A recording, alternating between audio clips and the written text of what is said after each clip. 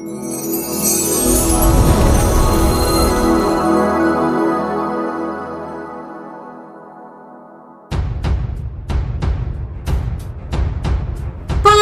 menyerahkan diri seperti di Kupang, kasus Subang segera diumumkan. Namun sebelum lanjut di pembahasan, mohon subscribe channel ini dulu agar channel ini makin berkembang.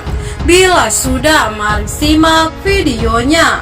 Kapolda Jawa Barat Irjen Pol Suntana sebelumnya menyebutkan kasus pembunuhan Tuti Suhartini dan Amelia Mustika Ratu di Subang segera terungkap. Tim penyidik kata Kapolda Jawa Barat sudah mengumpulkan bukti-bukti yang akan mengarah kepada tersangka kasus Subang. Dalam waktu dekat ini, pihak kepolisian akan segera menetapkan tersangka pembunuh ibu dan anak di kasus Subang. Bahkan belakangan ini ada dugaan Intel Polda Jawa Barat sudah mengawasi gerak-gerik saksi di kasus pembunuhan ibu dan anak di Subang, Jawa Barat.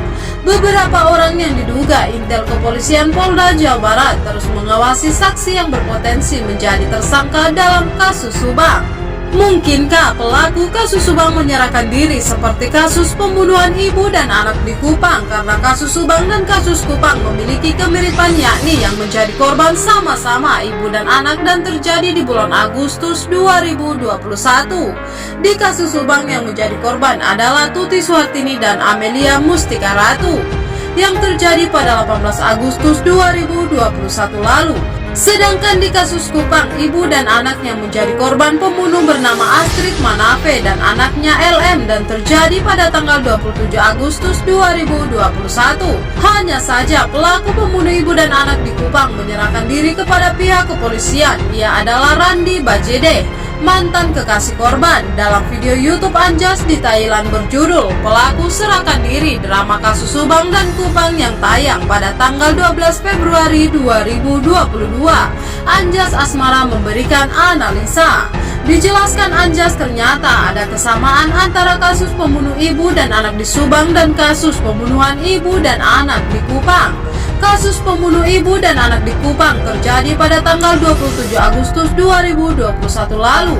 Ibu dan anak di Kupang dilaporkan hilang, namun pada tanggal 30 Oktober 2021 lalu, ibu dan anak di Kupang ditemukan dalam kondisi sudah meninggal dunia.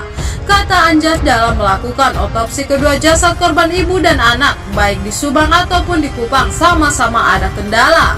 Untuk kasus pembunuhan ibu dan anak di Subang dilakukan sampai 2 kali otopsi yang dilakukan oleh tim penyidik kepolisian. Sedangkan untuk kasus pembunuhan ibu dan anak di Kupang, otopsi dilakukan setelah 2 bulan menghilang dan secara teknis menyulitkan.